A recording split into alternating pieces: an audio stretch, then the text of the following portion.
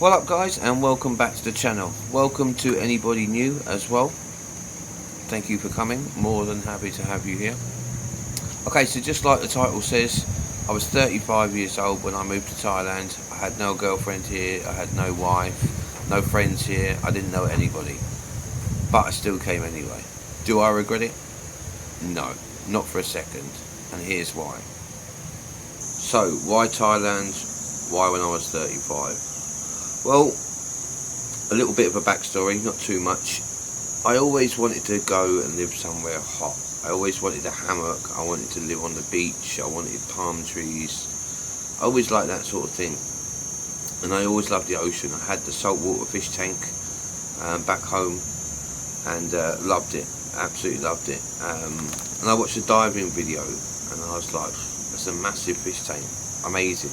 And then the guy was teaching these 3 or 4 kids afterwards how to use the scuba equipment, and I just thought, yeah, what a job that would be, teach people how to do it and dive every day. And it got me thinking. Very shortly after this, my mum's mum died, rest in peace, but she left us all some money in the will, and I decided that I wanted to go to Thailand and become a diver and live in Thailand and work as a diver. That was my original plan. This was obviously 11 years ago now. So I spent, from about March 2015 is when I decided that I want to go, and I booked a ticket on the plane, the cheapest plane ticket I could find one way, which was 7 months later in October. So I booked it. So I had 7 months to prepare to leave this country for good and go to a new country. Sounds like a long time, but it really wasn't. So in this time I had to prepare the cat, which I brought with me, Pepper. She's behind the camera right now, laying on the table doing stupid cat stuff. But to get her over here, she had to have a lot of different vaccinations, certificates from the vet, paperwork from the vet, passport, carry-in. To get her on the plane I had to pay a lot more extra and all sorts of bits, so I had to sort all that out in this 7 months as well. Obviously I had a whole house full of stuff, I had a car, I had everything, so slowly over 7 months I decided to get rid of everything. The only things I brought with me is what fits in my rucksack, my Xbox and my cat. Okay, that's all I brought with me. So any personal knickknacks or memorabilia or anything like that had to fit in the rucksack. Okay, that was all that was there. It's quite a big rucksack, but my life had to fit in that bag. So I sold everything. I sold the TV stand, the sofa, the bed, the fish tank, all the fish and the reef and the corals and that, all back to the fish shop. I did everything. I sold everything. I literally only kept what I wanted to keep to bring with me. I did a lot of planning on YouTube, watching videos of what I should bring and what I shouldn't bring and things like that. I did a lot of prep work, but also where I was going to go in Thailand.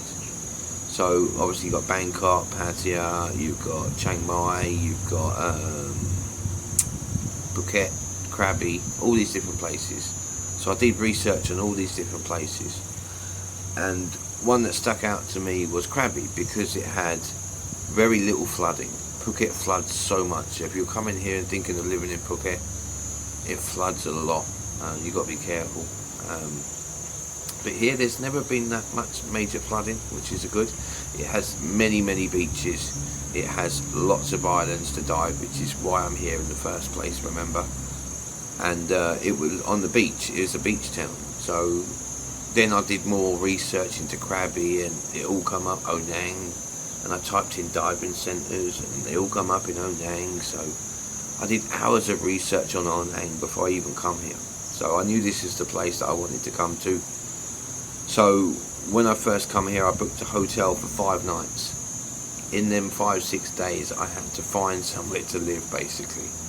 So instead of having to get here, relax, I spent a lot of the time driving up and down every single little back road in Onang, finding little places to rent where there is houses joining all the sites of for rent places, buy houses, that sort of thing. Found a few different ones, and I ended up going to one in Nong Tally, which is not too far from here. Big house, a lot of money compared to what I pay now, but hindsight, it is what it is. So in that 5 days I managed to find a house, get a contract, and I moved in. Amazing, beautiful house. I don't even know if I've got any pictures or videos of it anymore. I probably didn't talk to anybody really apart from the landlord of the house that I jumped into, taxi driver. I spent time getting my head around what I just did. I come here, I now know nobody, absolutely no one. The only person I talk to really is the diving shop I'm going to go and work for and the taxi driver. So I'm now sitting in the Odang on the beach thinking, wow, I've just moved here, I now live here, I'm not going home, there's no holiday, I've got to live here now. So I got the house, the cat's here with me, she's okay at the house. So I spent the first week after that, I've probably been here about a week by then. The next week I spent just having a holiday, looking at all down the shops, looking at all the beaches, getting massages, just relaxing, having a holiday. And then after that week I went to the shop, the diving shop, and said, look, do you remember me from all the phone calls, emails, things like that? He's like, yeah, of course we do. I was like, right, I want to start. So a little backtrack quickly. When I come to Thailand, my plan was to basically do all my diving courses up to the point where I can work and get paid. So that was the plan. Oh, got a scratch. So getting back to the story, went to the shop and I said, okay, I want to start. So pretty much a few days later I started my open water course, which took 3 days. 1 day in the pool, 2 days in the ocean. I did this with Aquavision in Onang. It's a Russian guy, Alexei, but really good company. So I did this course. As soon as that finished, I went on and did the next course, which was my advanced course. Takes another 2 or 3 days. So I spent down, did this advanced course. I passed that. Now I did my health and safety, slings and pumping the, the camera with the cat's jumping down. Blowing breaths and all the rest of it, health and safety stuff. And then I went on to rescue diver. So I did my rescue diver course, which is real good fun. I must say that all these courses were done with Aquavision and my course director, Rod Bateman. Big ups to him. He helped me a lot through the diving. So I was now a rescue diver, one away from a dive master. A dive master is technically the first step on the professional ladder, but you have to have a certain amount of dives, which I didn't have at this point. So at this point I was basically with the shop, going out with my instructor and also the local dive master at the time, Ryan, who is now a good friend of mine. So I'd be put with them for the day and said, okay, go out with Ryan, he's got a few customers, just watch what he does, follow, make sure you don't get lost until you get your dives up. So once I hit the amount of dives I needed, I went for my dive master. Dive master course is anywhere between 4 to 6 weeks really, depending on how quick you can get it done. But there's a lot more involved, and at the end there's a big exam.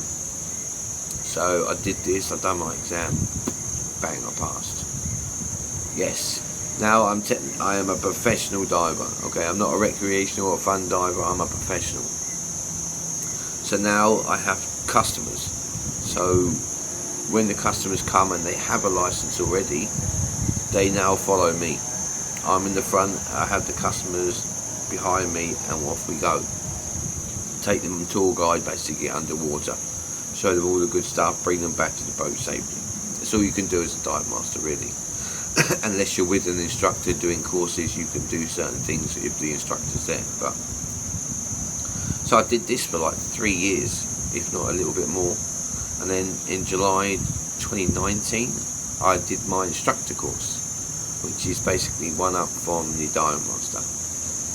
This is a 2-week course, So you spend 2 weeks in a classroom with your course director learning how to be an instructor. It's alright knowing how to do stuff, but you need to now know how to do stuff that you can teach people. So I now had to work out how I learn to teach, basically. So you spend 2 weeks with this guy doing this, and at the end of it you have 2 days of exams. You have 1 day in the classroom doing all your written exams, like 5 parts. You have to get like 75% in each part. You have a presentation and some other bits. The next day you're in the swimming pool with all the instructors and that, looking at you with the underwater boards and that, or watching what you do. They give you certain things you have to demonstrate underwater, how to do it, and they mark you on it. So anyway, we did this. I actually failed one of my written exams. You have to get every section, you have to get 75%. I think one section I got 70%. So I failed this part, but they give me a chance to redo it 1 week later. So 1 week later I was in the dive shop, the instructors come to the shop, and bang, I was given it again. Being in total honesty with you, and I passed the second time around. So I didn't actually pass on the day of the course. I actually had to retake my written exam a week later before they'd let me, before I could pass, which I did, thank God. And I have been diving ever since. This was mid 2016 I started. No, I come in October, so probably November 2015 I started diving. And then, I don't even know where we are now.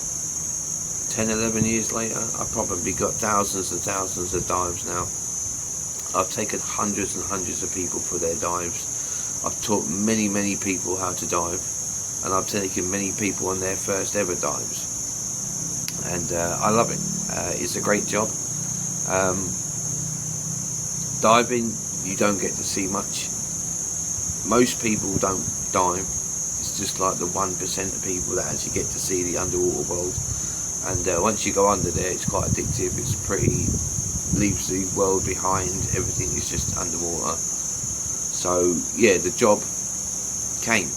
So at this point, I was a dive master within the first 6 months or so. I spent the next 3 years working for not only Aquavision. I left Aquavision. I also went to Riley Dive Centre.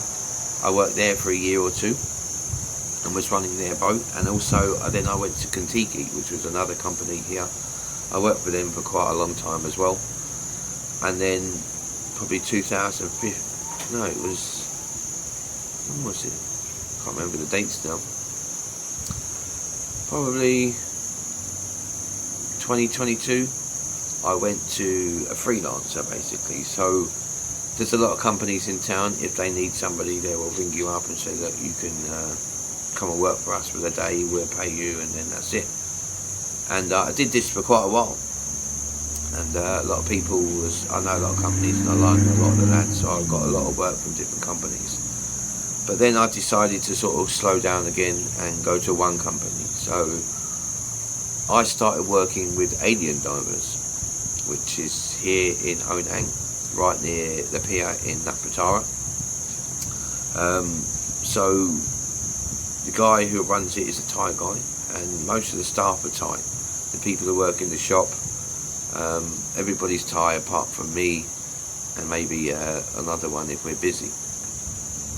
So you have to have a work permit to work in Thailand. So you need to talk this with your company that you're going to work for and do a work permit through them.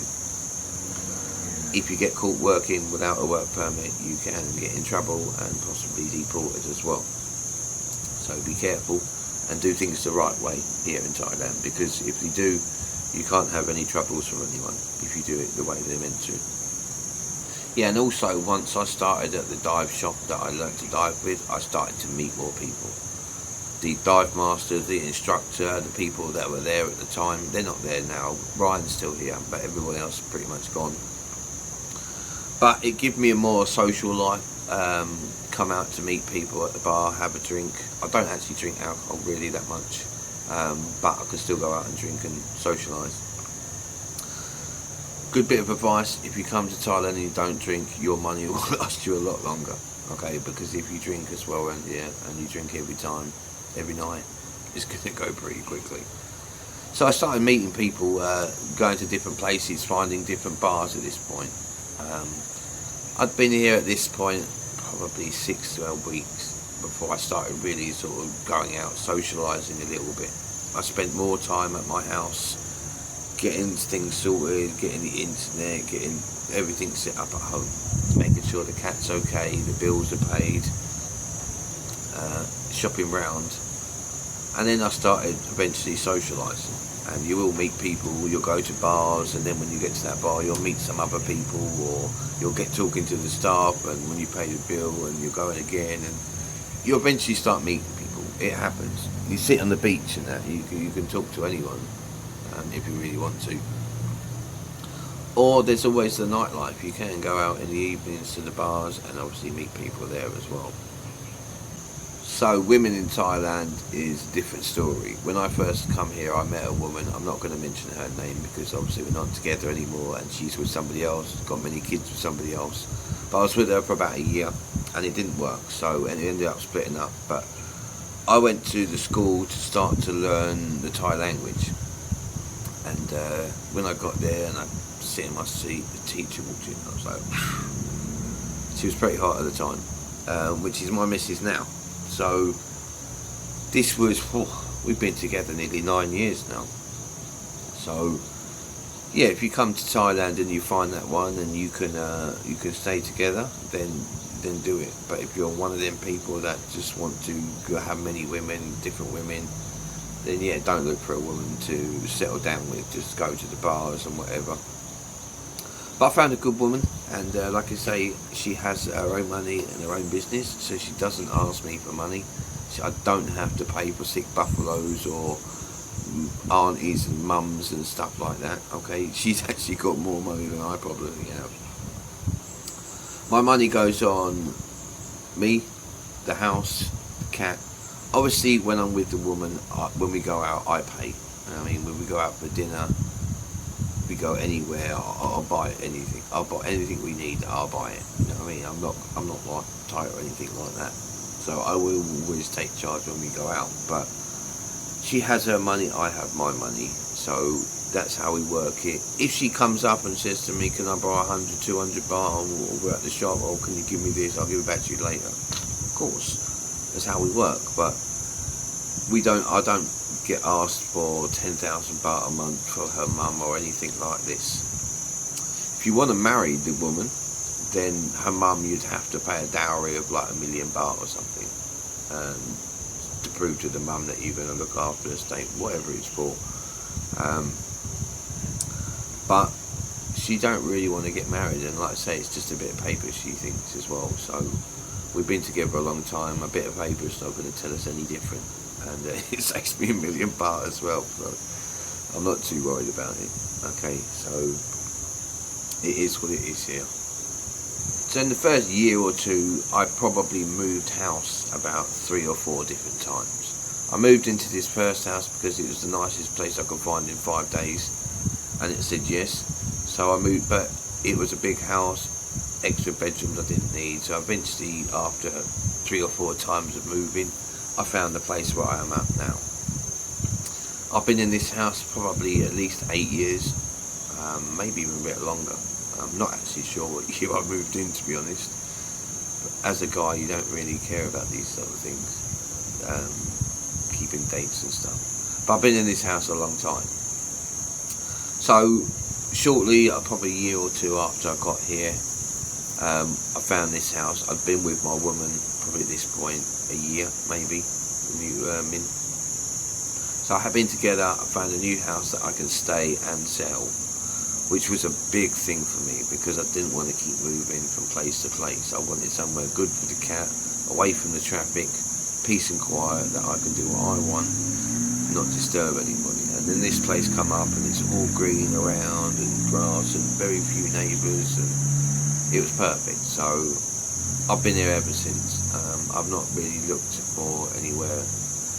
If I was to move, it would have to be a really, really nice place with great surroundings like this, and away from traffic, all the good stuff. It has to beat this place basically for me to even think about moving. And with the price I paid for this place and the size of it, it's very, very, very hard to find a place like this for the price that I have now. So I didn't bother trying. I'm just happy where I am. It's my little part of Thailand that I'm renting. I don't buy the house, obviously, you just rent. But even if I bought the house as soon as I got here, I wouldn't have even paid half of it off now by renting it. So you'd have to live in a house like 20 odd years before you pay the rent off. Or before you pay the buying the house off. The tea's going a bit cold, excuse me.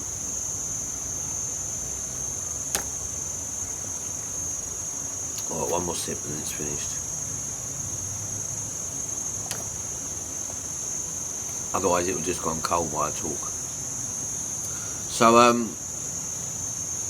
when I come here, I spent a few weeks getting to know the place, started to learn to dive, did my courses up to the point where I can earn some money, the dive master.